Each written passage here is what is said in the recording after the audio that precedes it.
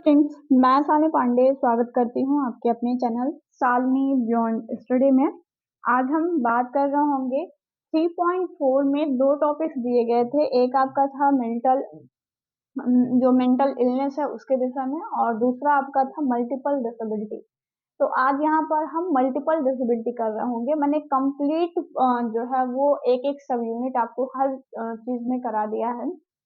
हम 1.1 से लेकर के 3.4 को आज कंप्लीट करने वाले हैं। तो कंप्लीट वीडियो आपको इस चैनल पर मिल जाएगा। आप चाहें तो प्लेलिस्ट में विजिट करके वीडियोस जो है वो देख सकते हैं। हम आज पढ़ने वाले हैं मल्टीपल डिसेबिलिटी के विषय में कि मल्टीपल डिसेबिलिटी क्या होती है। नाम से ही आपको बिल्कुल स्पष्ट हो जाएगा कि इसे हम बहुविकलांगता कहते हैं। बहुविकलांगता, बहु का मल्टीपल मीन्स क्या होता है, एक से अधिक। तो यहाँ पे मल्टीपल डिसेबिलिटी लिखा है, इसका मतलब है कि यहाँ पर कहीं ना कहीं एक से अधिक डिसेबिलिटियों का संयोजन होगा। इसी बहुविकलांगता को हम एक और नाम से जानते हैं, जिसे हम एकाधिक विकलांगता कहते हैं। एकाधिक, ठीक है, एक प्लस अधिक मतलब एक से अधिक विकलांगता, एकाधिक विकलांगता कहते हैं। ठीक है, आपको ये टर्म इसलिए पता होना चाहिए कि हाँ, हम बहुविकलांगता को एकाधिक विकलांगता भी कहते हैं, क्योंकि अगर मान लीजिए एग्जाम में वो आपसे एकाधिक विकलांगता पूछ लेता है तो फिर आप कंफ्यूज ना हो। आपको पता होना चाहिए कि बहुविकलांगता को ही हम एकाधिक विकलांगता कहते हैं। और ये रटने वाला विषय नहीं है, आप बस उसके शब्द को पकड़िए कि बहुविकलांगता मतलब एक से अधिक विकलांगता, एकाधिक मतलब एक से अधिक। तो ऐसे आप याद करेंगे तो बहुत इजीली आपको रिमेम्बर हो जाएगा। अब हम देखते हैं बहुविकलांगता क्या है। तो एकाधिक विकलांगता कहें या बहुविकलांगता एक ही बात है। तो इसका मतलब क्या होता है, दो या दो से अधिक विकलांगता का संयोजन। मतलब किसी व्यक्ति में दो विकलांगता हो या दो से अधिक विकलांगता अगर किसी व्यक्ति में एक साथ देखने को मिल रही है तो इसे हम कहते हैं बहुविकलांगता। जैसे कोई हियरिंग इम्पेयरमेंट है, अगर सिर्फ हियरिंग इम्पेयरमेंट है तो वो हियरिंग इम्पेयरमेंट कैटेगरी में चला जाएगा। लेकिन कोई ऐसा बंदा जो हियरिंग इम्पेयरमेंट हो, साथ ही साथ उसको चलने फिरने में भी प्रॉब्लम हो, मोटर एक्टिविटियों में भी अगर उसको दिक्कत आ रही है कि एक एक पहला तो वो सुन नहीं पा रहा है, दूसरा उसे चलने फिरने में प्रॉब्लम है, हो गई ना एक से अधिक, तो ये बहुविकलांगता में चला जाएगा, मल्टीपल डिसेबिलिटी में चला जाएगा। यही चीज आपको ध्यान रखनी है। वैसे अगर हम बहुविकलांगता चीज देखते हैं, मतलब बहुविकलांगता एकाधिक विकलांगता एक चीज है, तो बहुविकलांगता का भी यही होता है जहाँ पर एक से अधिक जो डिसेबिलिटियां हैं उनका अस्तित्व एक साथ पाया जाए, वो आपकी बहुविकलांगता हो जाएंगी।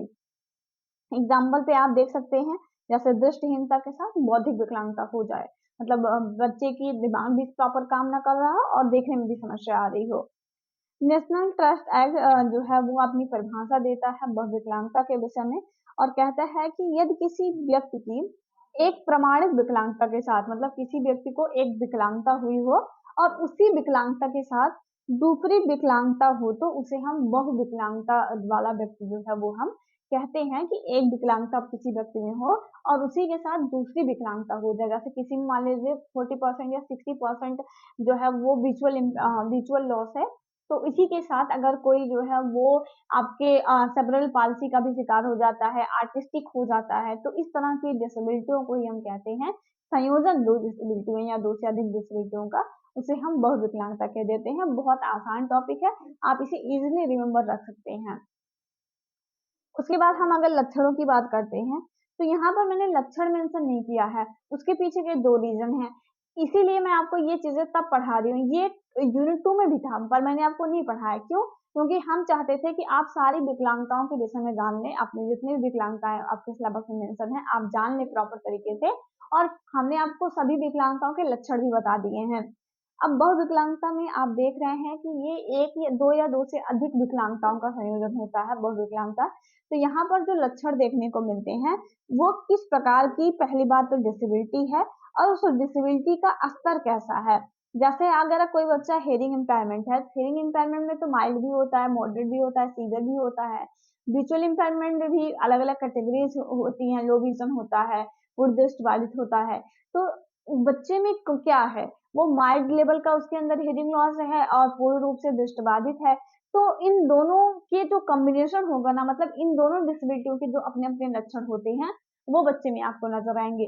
तो हम मल्टीपल डिसेबिलिटी में कोई ऐसी पार्टिकुलर लक्षण नहीं बता सकते हैं, वो डिपेंड करेगा कि बच्चे के अंदर कौन सी प्रकार की डिसेबिलिटी है और वो डिसेबिलिटी किस लेवल तक बच्चे के अंदर है, तभी हम उसके लक्षण बता सकते हैं। जैसे कोई मेंटल रिटार्डेशन वाला बच्चा होगा, साथ ही साथ मान लीजिए कि अगर उसको दिखाई भी नहीं दे रहा है, तो इन दोनों के संयोजन के जो लक्षण आएँगे, जैसे उसको समझने में प्रॉब्लम होगी और ब्रेल से पढ़ पाएगा, वो नॉर्मल अक्षर को देखकर भी नहीं पढ़ पाएगा। तो ऐसी जो समस्याएँ आपको देखने को मिलेंगी, तो ये जो प्रकार मतलब जो ये लक्षण आपको देखने को मिलेंगे, वो डिसेबिलिटी के प्रकार और डिसेबिलिटी के लेवल्स के हिसाब में जो है वो आपको देखने को मिलेगा।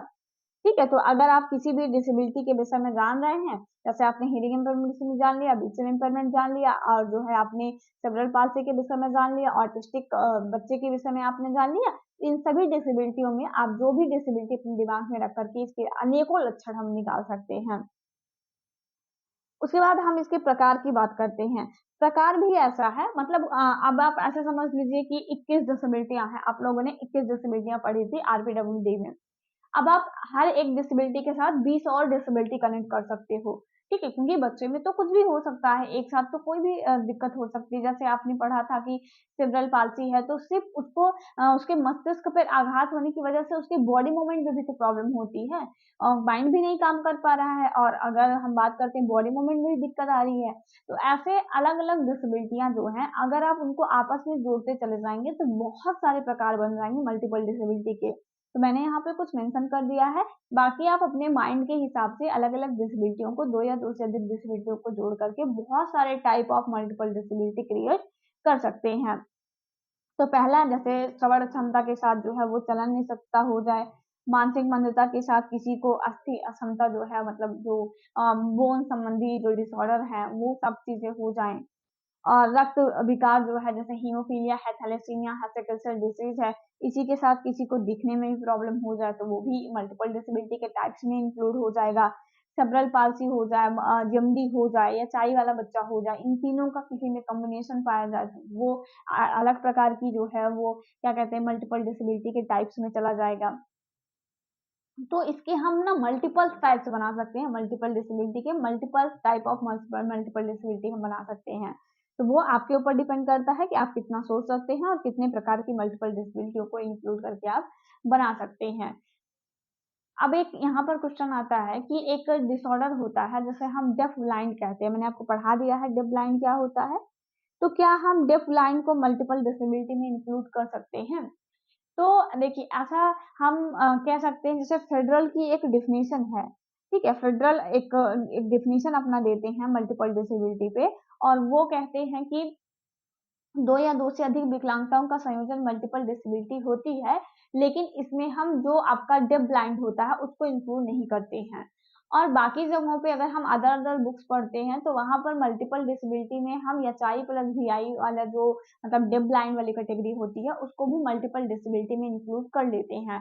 वैसे आपके एग्ज़ाम में ऐसे क्वेश्चन पूछने तो नहीं चाहिए बट अगर पूछा जाता है कि डेफ ब्लाइंड मल्टीपल डिसेबिलिटी का एक प्रकार है, तो वहाँ पर हम यस लगा के आएँगे। ठीक है, क्योंकि मैं आपके एग्ज़ाम के नेचर के हिसाब से आपको ये चीज़ें बता दे रही हूँ। अगर फेडरल के अनुसार पूछा जाएगा तो फेडरल ऐसा मानते हैं कि जो डेफ ब्लाइंड है वो मल्टीपल डिसेबिलिटी के टाइप्स में नहीं है। अगर वो मल्टीपल डिसेबिलिटी के टाइप्स में होता तो उसको हम अलग से क्यों पढ़ते? हम यहीं पे पढ़ लेते। उन्होंने कहा कि मल्टीपल जो आपका डेफ ब्लाइंड है वो एक अलग प्रकार की डिसेबिलिटी है। ठीक है? तो लेकिन अगर वैसे जनरली हमसे पूछा जाएगा तो हम यही कहेंगे कि वो जो डेफ ब्लाइंड होता है वो भी मल्टीपल डिसेबिलिटी में ही आता है। आप लोगों के हिसाब से इतना ही याद रखिएगा, डेफ ब्लाइंड भी मल्टीपल डिसेबिलिटी में ही आता है। ठीक है, अगर एचआई प्लस वीआई किसी को साथ में है, नहीं सुन पा रहे हैं और नहीं देख पा रहे हैं और एक साथ ये दिव्यांगताएँ पाई जा रही हैं, तो वो भी मल्टीपल डिसेबिलिटी में ही चली जाएँगी। तो ये चीज़ें रिमेंबर रखिएगा, याद रखिएगा आप। उसके बाद अगर हम बात करते हैं विकलांग वाले बच्चों के शैक्षिक प्रबंधन की, क्या-क्या शैक्षिक प्रबंधन हम कर सकते हैं, तो इसमें भी वही चीज़ें लागू हो जाएँगी कि किस प्रकार की जो मल्टीपल डिसेबिलिटी बच्चे में है। जिस प्रकार की मल्टीपल डिसेबिलिटी रहेगी, उसी प्रकार से उसका शैक्षिक प्रबंधन भी किया जाएगा। नहीं देख पा रहा है, नहीं सुन पा रहा है, तो हम अब देखिए ऐसी कंडीशन में ये एक अलग कंडीशन हो जाती है। बच्चे का नहीं देख पाना और नहीं सुन पाना, हमारे ज्ञान का लगभग 90% हम देखकर और सुनकर ही प्राप्त करते हैं। तो ऐसी सिचुएशन में हम टू स्पीच जैसी जो चीज़ें होती हैं उसको अप्लाई करते हैं बच्चों को सिखाने के लिए। तो अब इसमें और जितने भी डिसेबिलिटियाँ होंगी उसमें आप देखते होंगे कि ब्रेन नहीं काम कर रहा है लेकिन देखने की क्षमता, सुनने की क्षमता, बोलने की क्षमता है, ठीक है? या नहीं बोल पा रहे हैं, मान लीजिए स्पीच डिसऑर्डर है, लेकिन फिर भी देखने की क्षमताएँ हैं। तो अलग-अलग टाइप्स ऑफ बच्चे के लिए हम अलग-अलग प्रकार के शैक्षिक प्रबंधन जो है वो अपनाते हैं। जैसे हम बच्चे की जो नीड होगी, जिस भी प्रकार की उसके अंदर डिसेबिलिटी होगी और जिस भी लेवल की डिसेबिलिटी होगी, उस हिसाब से उसकी नीड के हिसाब से शैक्षिक प्रबंधन करेंगे। जो भी सामग्रियाँ बच्चे की एजुकेशन को थोड़ा-सा आसान बना सकती हैं, कोई भी टेलम्स जो बच्चे की हेल्प कर सकता है, वो सारी चीज़ें हम यूज़ करेंगे। एक इंक्लूसिव सेटअप बच्चे को देंगे कि वो अपने आप को अलग ना महसूस करे और बेहतर तरीके से उसकी ज़रूरतों को पूरा करके एजुकेशन वो प्राप्त कर सके।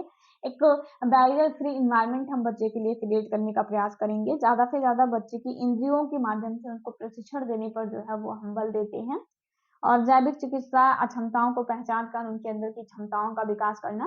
तो ये सब जो काम होता है वो हम ऐसे मल्टीपल डिसी वाले बच्चों के लिए करते हैं ताकि वो कहीं न कहीं जिस भी टाइप ऑफ मल्टीपल डिसेबिलिटी के वो शिकार हों, उससे उनकी अक्षमताओं को हम थोड़ा-सा कम कर सकें और उनकी क्षमताओं को जो है वो बढ़ाने में हमें हेल्प मिल सके। तो इसके लिए हम भ्रमण जैसी विधियाँ जो हैं वो सब चीज़ें अप्लाई यहाँ पर कर सकते हैं। लेकिन डिपेंड किस पे करेगा? टाइप ऑफ मल्टीपल डिसेबिलिटी पर, किस प्रकार की मल्टीपल डिसेबिलिटी है and level of multiple disability, कौन से स्तर की मल्टीपल डिसेबिलिटी बच्चे के अंदर है, ठीक है? तो ये चीज़ें हैं, बाकी इसमें ज़्यादा कुछ चीज़ें रटने वाली नहीं है, बस आपको थोड़ी-सी अपने माइंड में यही चीज़ें रखनी है कि मल्टीपल डिसेबिलिटी क्या होता है और आप ईज़िली तरीके से सारे के सारे जो टर्म हैं, आप उसको रिमेंबर कर पाएँगे।